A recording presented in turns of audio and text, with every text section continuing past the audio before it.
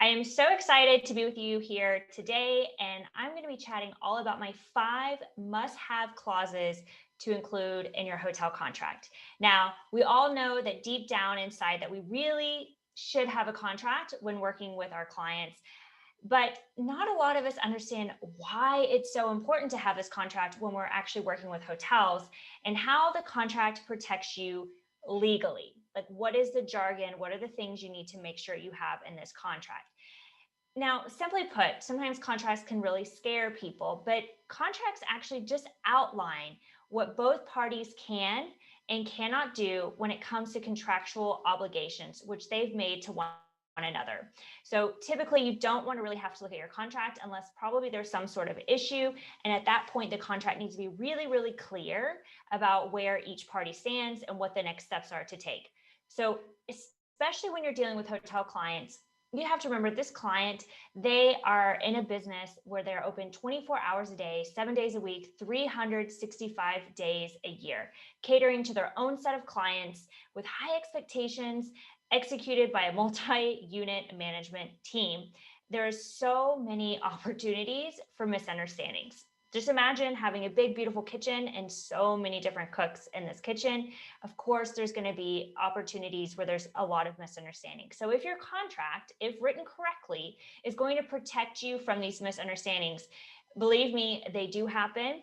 Since I've been working with hotels for a number of years, even when I was on the hotel side and now being on the floral side, misunderstandings happen. It's called having a human experience. We are not robots, and everything is oftentimes left up for interpretation. So the biggest thing here, though, is you want to make sure that these misunderstandings don't ever cost your business money.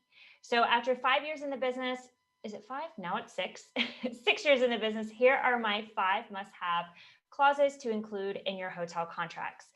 Number one would be exclusivity. And if you're listening to this right now, I recommend getting out a piece of paper and a pen, or if you're simply, in your car, try to make note of this. I'm going to go through these 5, but they are essential to have in the contract. So make sure you're writing these down. So number one, exclusivity. And it is so important from day one to communicate that when your company is hired, your company will be the only company allowed to carry out the services needed. This also includes having the first right of refusal. So you want to make sure that's in your contract. The last thing you want to do is be with your hotel client for 6 months, you're doing a great job. And then let's say that a new director of sales or a sales manager comes in and she or he is super buddies with another floral vendor. And all of a sudden you don't have that wedding or event business that the hotel is generating. So you want to make sure you're having exclusivity of doing all the flowers in the hotel, but you also have that first right of refusal for any events that are coming through the hotel. Now, the reason why exclusivity is also so important is because it protects the integrity of your business. For example, if you are the hotel's florist, there's another florist who's trying to shop their services by bringing samples and leaving them in the spa. Believe me, it's happened. So I'm actually speaking from a true experience. But their work is not on brand with yours, but nobody will know that. They will just assume that maybe you had an off day, or worse, they will decide to never book you based on the designs that they think are yours. Now, the exclusivity clause also allows you to decide how you will hire to carry out services. So for example, if you want to use a third-party contractor or freelancers, this clause allows you to do that. And also, last thing about the exclusivity clause is it essentially calls the shot for your business and how you want to be represented. So that's exclusivity. The second clause that has to be in your contract is intellectual property. Now, this is crucial as your work as a floral designer is proprietary information, and we oftentimes forget that, right? We're artists, we're in the zone, we're business owners, we're trying to juggle all the things, but you need to remember that your work as a floral designer is proprietary information. And once we've already been paid for our services, we're just grateful that that transaction was seamless, right? We got hired, we did our job, we installed pretty flowers, we survived, we got paid, and then we leave. However, What if the hotel is featured in a prestigious magazine with the lobby flowers as the front page cover and you're not mentioned? Ouch, right? That is huge brand equity that you have just lost out on. So you want to make sure that you are putting intellectual property in your as one of your clauses in your contract. Now, another thing I want you to think about when it comes to intellectual property is don't think of your work in the hotel as a single week installation, but honestly, it is a continuous stream of income for you and or PR. We don't really think about that, right? We're thinking about let's just get that consistent income, which is amazing. But also having intellectual property clauses in your contract allows you to have that steady stream of PR, even if it's just social media, right? Day and age social media, we are in the business of putting up flowers. Flowers are very photogenic, obviously. They're very beautiful and everything is about the image of flowers. But if it's even social media, the hotel has to credit your work, because if you have this, the hotel has to credit you for this work. And if you have this clause and write it the right way, they always will.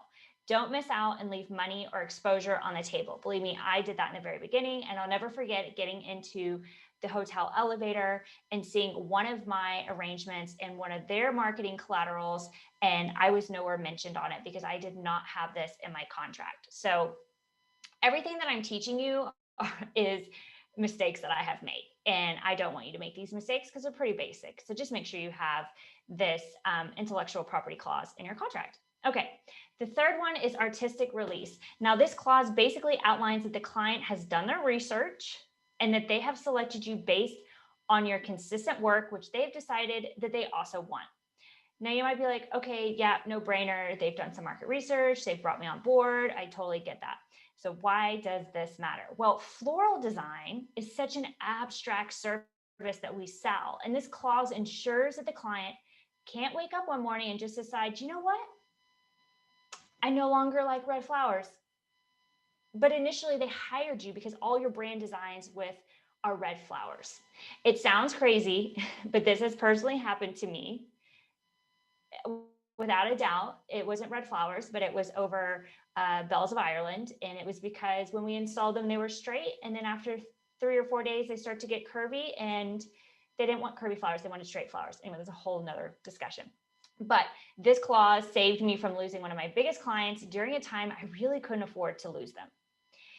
So now my fourth clause is cancellation, rescheduling, and no-shows. And I guarantee you, when you give your contract over to your hotel client, potential client that you want to sell this contract with, the first thing they are going to do is look for that cancellation clause. Like 80% of the time, they're going to want to know, how do I get out of this contract? Now, my favorite clause, it is my favorite clause because this is where you can tailor everything to your business needs. Now, most hotels want a way out. However, if you don't have to put that in at first. You could technically use it as a negotiation topic and later on to maybe get something you want as well. So, for example, you could just say there isn't a cancellation and the contract is valid for 12 months. And if they want to cancel, they have to give you a 30-day notice, but at the end of the contract. Or you could have a renewal clause in there that the contract just continues to renew until 30 days prior to expiration. And if they don't give you the 30 days, then it automatically renews for another year. They might find it and they might say, no, I want to have a cancellation clause after 30 days or whatever it might be. But now you can start negotiating that. But please know that this is an awesome opportunity to build in what works for you and your business. In this clause, you will outline how the contract ends, because unfortunately, most of the time, because it's called life, great things come to an end and they start again. So no worries there. But in this clause, you get to outline the time frame, when you can increase your rates, how the client can amend their services, etc. And so think of it like this. All the potentially awkward situations, which potentially could lead to sticky amendments, they basically go here in this clause. So now my last and final and fifth must-have clause in your contract, these are not all the clauses you need to have, but these are the big ones, is the impossibility clause. Now, this clause protects you from the absolute unknown, out of control scenarios. You never, ever, ever leave this clause out. It sounds super dramatic with terms like act of God. But you know what? A pandemic was super dramatic too, and nobody saw that one coming. So that is an act of God. But I've had to use this clause twice within 5 years, whether it was a hurricane, pandemics. Now we even have in our contract that the performance clause, so basically the value of the contract cannot be canceled due to the performance of the hotel based on COVID. So we have all that built in now under the impossibility clause. But this clause protects you and your client by laying out what happens, what are the next steps if an act of God were to happen. So, for example, last year when we had the pandemic, my force majeure clause, it outlined when the act of God happens, aka the world shuts down. These are the next steps.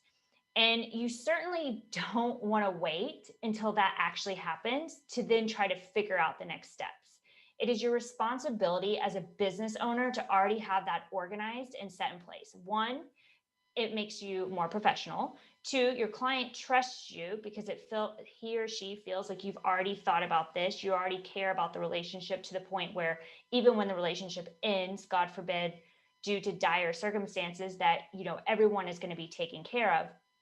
And three, you don't want to wait till when there's an emergency, when something like this happens, when emotions are high, budgets are low, people are freaking out, they're not making rational decisions, they're probably more emotional based or say performance driven. So it's always good to have all of this set in place beforehand.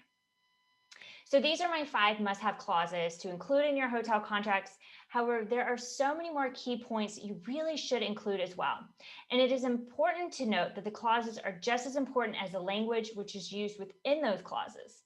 Now, unfortunately, myself included, and as well as other many floral designers, have made mistakes in our contracts, which just because of the way they're written. And honestly, it leaves our businesses liable and not protected, which totally defeats the purpose of a contract in the first place. I've already learned the hard way, and I want to help you skip that. So if you were to decide to become a student in the Hotel Florist Profit Method, I actually have my entire contract as a template in there. I just recommend that if you were to use that template, that you have it reviewed by a lawyer. Now, it's a lot cheaper to have your contract reviewed by a lawyer than it is for a lawyer to actually make the contract. So I already include that in my course. I want to set up my students for success. I want them to already have that contract in hand. So as they're handing over the proposal and the hotel's asking for a contract, it's already there. And these clauses already are there. They're already written that way. And so I want to give that to you because I remember when I first landed my first hotel client, I was like, where I don't know where to get a contract. How do I make a contract? Google's contract. I think we have all been there. Okay. What's the last thing I want to tell you about? I think that's it. So anyway, I hope that you found this helpful, and I can't wait to chat with you in the next episode.